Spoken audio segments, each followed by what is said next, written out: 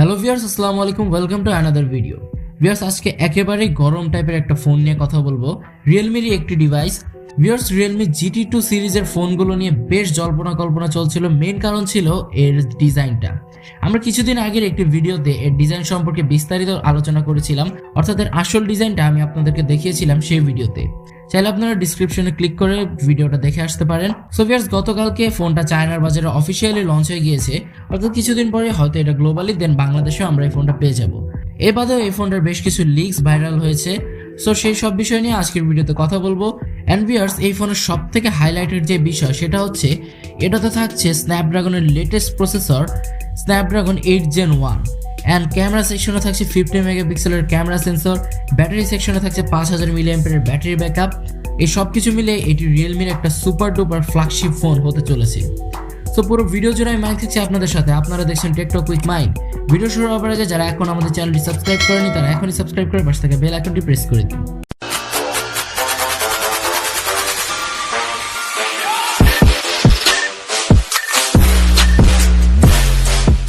Viewers, first of all যদি ফোনের looks and build quality নিয়ে কথা বলি, ফোনটা দেখতে বেশ প্রিমিয়াম, অর্থাৎ খুব সুন্দর একটা ডিজাইনেই অলমোস্ট এর ফোনটা লঞ্চ হয়েছে। আপনাদের কাছে এর ডিজাইনটা কেমন লেগেছে সেটা কিন্তু অবশ্যই কমেন্টে জানিয়ে দিবেন। এন্ড ভিউয়ার্স, এই ফোনের ডান পাশে থাকছে এর পাওয়ার বাটন এন্ড বাম পাশে থাকছে এর ভলিউম কি রকার। ফ্রন্টে আসলে পেয়ে যাবেন একটি হিউজ ডিসপ্লে, যেটার বেজেলগুলো আমার কাছে বেশ ন্যারো মনে হয়েছে। এন্ড এর বাম পাশে কাটআউটের মাধ্যমে সেলফি ক্যামেরাটি বসানো রয়েছে, যেটা সাইজটা আমার কাছে বেশ ছোট লেগেছে, যার কারণে খুব সুন্দরই লাগছে। এই ফোনটার থিকনেস করা হয়েছে 8.2 মিলিমিটার এন্ড এর ওয়েট হচ্ছে 190 গ্রাম। সো একটু হ্যান্ডি টাইপের ফোনই বলা যায়। ডিসপ্লে সেকশন নিয়ে কথা বলতে গেলে থাকছে 6.7 ইঞ্চের ফুল এইচডি প্লাস রেজলিউশনের একটি অ্যামোলেড প্যানেল, যেটাতে 120 Hz এর রিফ্রেশ রেট থাকছে, HDR10+ এর সাপোর্ট থাকছে। এন্ড ভিউয়ার্স, এর পিক ব্রাইটনেস হচ্ছে 1400 নিটস, যার ফলে আউটডোরে বেশ ভালো একটা পারফরমেন্স পেয়ে যাবেন। প্রোটেকশন হিসেবে থাকছে Corning Gorilla glass Victus and এর ডিসপ্লে পিপিআই ডেনসিটি হচ্ছে 509। সো বলতে গেলে বেশ ফ্ল্যাগশিপ টাইপেরই একটি ডিসপ্লে এখানে ইউজ করা হয়েছে। পারফরমেন্স সেকশনে থাকছে Android 12, যার ব্যাকএন্ডে থাকছে রিয়েলমির লেটেস্ট UI 3.0। চিপসেট হিসেবে থাকছে Qualcomm Snapdragon 8 Gen 1, যা একটি 4 ন্যানোমিটার ফ্যাব্রিকেশনে তৈরি অক্টাকোর প্রসেসর এবং এর ক্লক স্পিড হচ্ছে 3.0 GHz। তো ভিউয়ার্স, মেইনলি এটাতে বেশ লেটেস্ট একটা প্রসেসর ইউজ করা হয়েছে। আপনারা সবাই জানেন যে স্ন্যাপড্রাগনের সব থেকে শক্তিশালী প্রসেসর হচ্ছে এই 8 Gen 1। অ্যান্ড এটা জিপি হিসেবে থাকছে Adreno 730।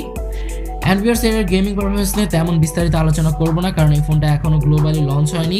সো যখন লঞ্চ হবে দেন আমি আপনাদেরকে বিস্তারিত বলবো। দুঃখজনকভাবে কোনো SD কার্ড স্লট থাকছে না। 4টি ভ্যারিয়েন্ট এটা চায়নার বাজারে লঞ্চ হয়েছে। 8GB RAM 128GB ROM, 8GB RAM 256GB ROM, 12GB RAM 256GB ROM এবং 12GB RAM 512GB ROM, যার স্টোরেজ টাইপ হিসেবে থাকছে UFS 3.1।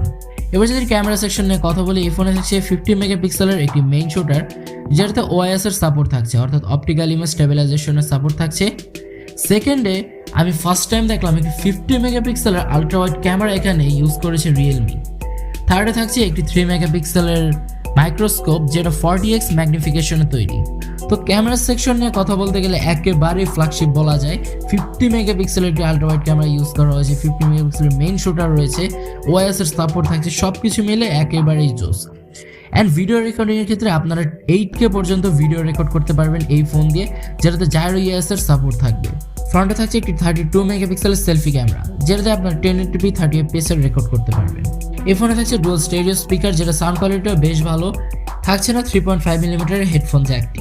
ফ্ল্যাগশিপ টাইপের ডিসপ্লে হতে ফোনে থাকছে ইন ডিসপ্লে ফিঙ্গারপ্রিন্ট সেন্সর, যেটার পারফরমেন্সটা আশা করা যায় বেশ ভালোই হবে। এবার যদি ব্যাটারি ব্যাকআপ নিয়ে কথা বলি, ফোনে থাকছে 5000 মিলিঅ্যাম্পিয়ারের ব্যাটারি ব্যাকআপ, যেটাকে চার্জ দেওয়ার জন্য বক্সে পেয়ে যাবেন 65 ওয়াটের ফাস্ট চার্জার। অ্যান্ড উইদিন 33 মিনিটে আপনারা ফোনটা ফুললি চার্জ করতে পারবেন। তো ভিউয়ার্স, এই ছিল ফোনটার ফুল স্পেসিফিকেশন। অ্যান্ড এবার যদি প্রাইসিং নিয়ে কথা বলি, যেটা এই ফোনের সব থেকে ইন্টারেস্টিং একটা বিষয়, যেটা হচ্ছে চায়নার কারেন্সি থেকে সরাসরি যদি আমরা বাংলাদেশি টাকায় কনভার্ট করি, সেখানে মাত্র 55,000 টাকার মধ্যে আপনারা এই ফোনটা পেয়ে যাবেন। যার মেইন কারণ হচ্ছে স্ন্যাপড্রাগন 8 Gen 1 এর একটি ফোন, সেটা আপনারা মাত্র 55,000 টাকার মধ্যে পেয়ে যাবেন। 60,000 টাকা হলেও কিন্তু একেবারেই খারাপ না। সো বলতে গেলে রিয়েলমি যদি এরকম একটা প্রাইস পয়েন্টে বাংলাদেশে এই ফোনটা লঞ্চ করে, সেক্ষেত্রে কিন্তু একেবারেই জোস একটা বিষয় হবে। প্রায় যারা ফ্ল্যাগশিপ টাইপের ফোন কিনেন তাদের জন্য বেশ ভালো হবে। অ্যান্ড লঞ্চিং ডেট নিয়ে এখনো শিওর কিছু বলা যাচ্ছে না। যখন আমি আপডেট পাবো আমি আপনাদেরকে অবশ্যই জানিয়ে দিব। সো ভিউয়ার্স, আজকের ভিডিও ছিল এই পর্যন্তই। দেখা হবে পরবর্তী কোনো ভিডিওতে। সে পর্যন্ত সবাই সুস্থ থাকবেন, ভালো থাকবেন। আল্লাহ হাফেজ।